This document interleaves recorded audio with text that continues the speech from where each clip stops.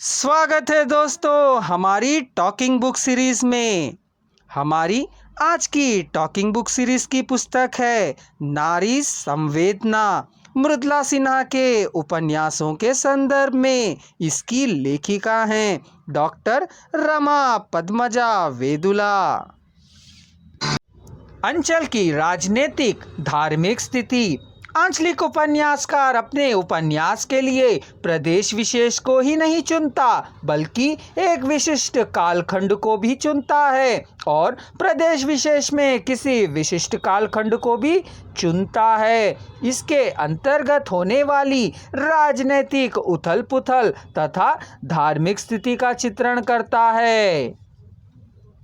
जनजागरण के संकेत।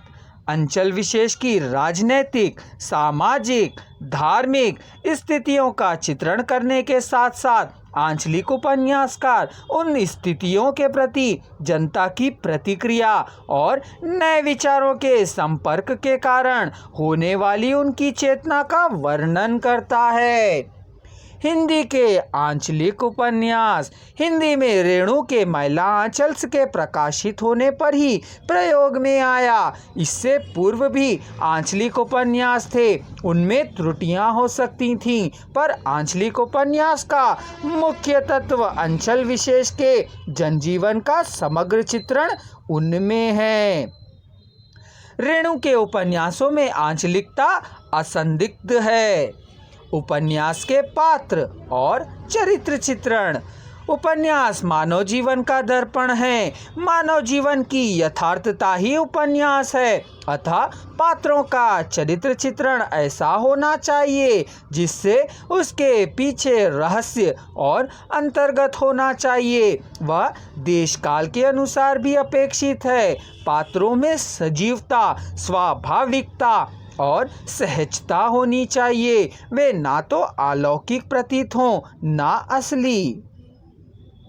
डॉक्टर भगीरथ मिश्र का कथन है कि यदि उपन्यास के पात्र उपन्यास के चरित्र जैसे ही ना लगकर जीवन में देखे, सुने और संपर्क में आए व्यक्तियों के समान लगते हैं, उनके साथ हमारी ममता, घृणा, द्वेष, करुणा आदि भाव स्वतः जागने लगते हैं, तो समझना चाहिए कि उपन्यास में सफल चित्रण हुआ है।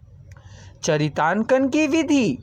चरितांकन की दो विधियां बताई गई हैं। पहला प्रत्यक्ष चित्रण विधि, जिसके अंतर्गत जब लेखक अपने शपथों में पात्रों के चरित्र चित्रण का उद्घाटन करता है। दूसरा अप्रत्यक्ष चित्रण विधि, जिसके अंतर्गत यह वह विधि है जब उपन्यासकार घटनाओं, संवादों, क्रियाकलापों के माध्यम से चित्रांकित करता है।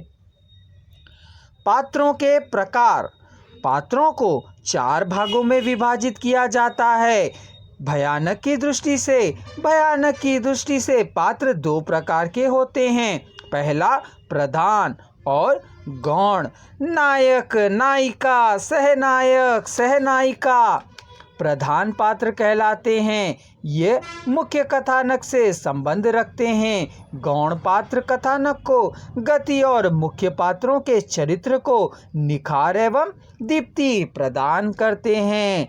चरित्र विकास की दृष्टि से।